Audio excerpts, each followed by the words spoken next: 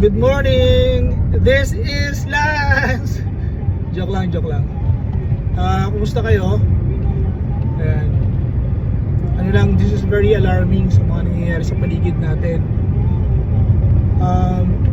Kung natandaan nyo yung post ko last June 17, isa sa mga katrabaho namin sa Sun Life, 44 years old, nag-lunch lang sila, and then after mag-lunch, sumama yung pangaramdam.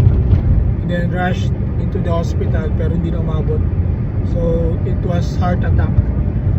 And then nung Sunday afternoon, one of my client message sa akin, Dean, ito yung message, may makukuha ba ako or covered ba ng insurance ko yung stroke? Siyempre, nag-alala agad ako. So we checked her policy, then meron naman. So pero good thing is hindi siya yon, yung sister niya. Parang naging ano lang siya, nagising. And then this morning, isa naman sa client ko, asawa ng classmate ko ng college, nasa Pangasinan sila, business owner, message sa akin, pre, meron bang makukuha yung asawa ko, may stroke siya, nasa hospital ngayon.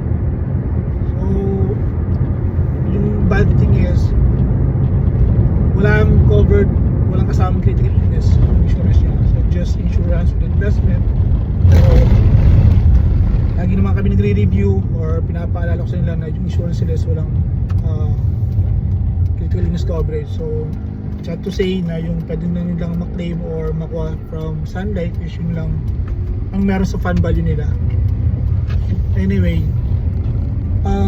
kung isa ka sa mga client ko or kung wala ka pang insurance tapos wala ka pang health coverage or critical illness, this is very alarming na kailangan mo pag-isipan na alam naman natin na kahit gaano pa karami yung ipon mo, yung savings mo, kapag dumaan yung isang critical illness, limas lahat yan, limas.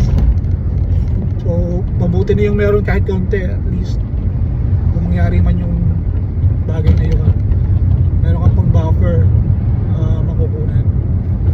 Ayun lang, so review nyo yung insurance policy nyo. Kung wala pa kayong critical illness coverage, pag-usapan natin, message nyo ako. Okay, and by the way, one thing dun sa mga parent, napaka-alarming din yung mga nangyayari sa school. Ang daming incident lately na mga bata yung nagiging cause of accident, like masyadong mga mararas yung mga bata ngayon.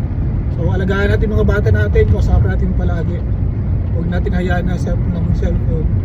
Kailangan let's give time para mag-usap, mag-communicate, para lang maging open sila sa atin, hindi sila maging masamang tao.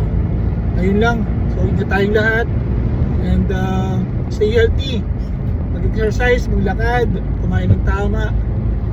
Ayun, God bless everyone. Peace out.